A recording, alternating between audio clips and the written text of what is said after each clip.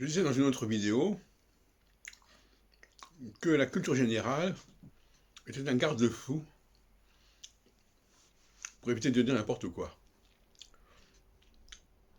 Et aujourd'hui, bien entendu, on a quand même Google qui nous permet quand même de compléter nos lacunes en culture générale d'une certaine manière.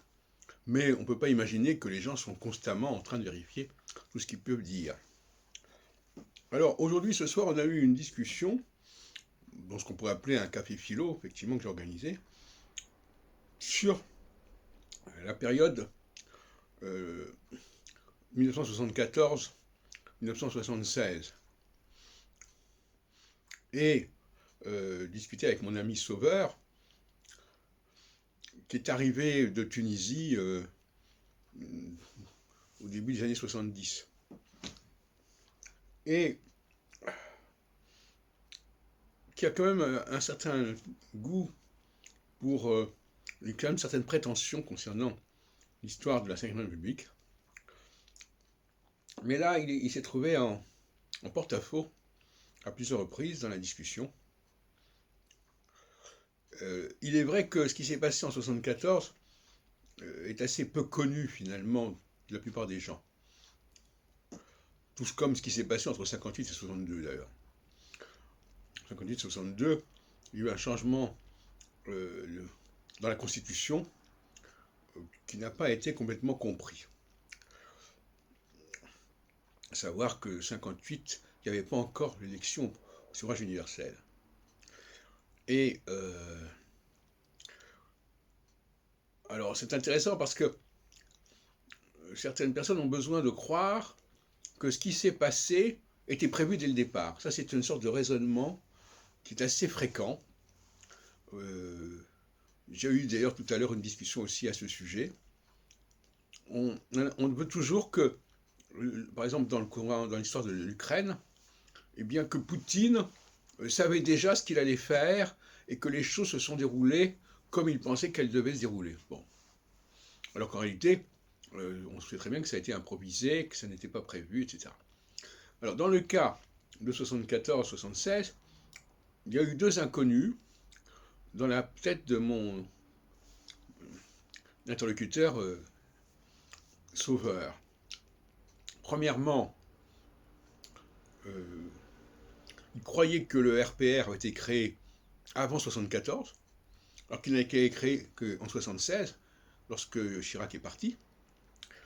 Et il croyait aussi que Chirac était devenu Premier ministre avec le soutien de l'ensemble de sa formation d'origine.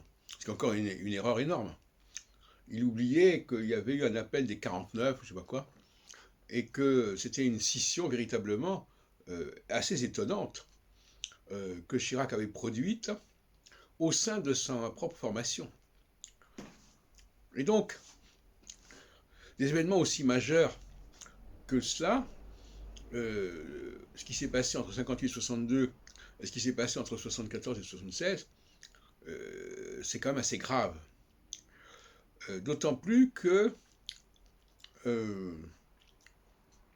j'avais posé la question de savoir comment s'était produite le passage de Chirac à Raymond Barre.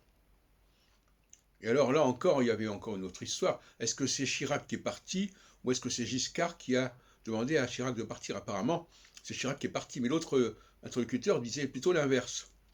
Alors, en ce qui concerne Raymond Barre, je me posais la question parce qu'il faut savoir qu'il y a des choses qu'on ne sait pas. Je ne comprenais pas très bien comment ça s'était passé la transition et pourquoi ça avait été accepté par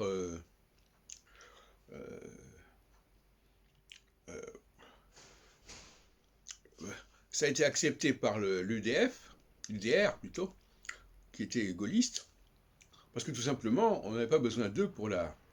Alors, enfin, normalement, quand Chirac est parti, il aurait pu retirer sa formation, enfin, qui était minoritaire au sein de l'UDR, du gouvernement, mais il ne l'a pas fait. Donc il est parti, il a quitté le gouvernement, mais il n'a pas enlevé, il n'a pas fait sécession par rapport à la majorité présidentielle de Giscard. C'était la question que je me posais. Je me disais pourquoi ça s'est produit comme ça. Et alors, voilà, donc c'était des. Voilà, donc finalement, il y a un temps où on a le droit de se poser certaines questions. On dit je ne comprends pas, mais il y a ainsi un temps où il y a un certain nombre de données politiques qu'il faut connaître.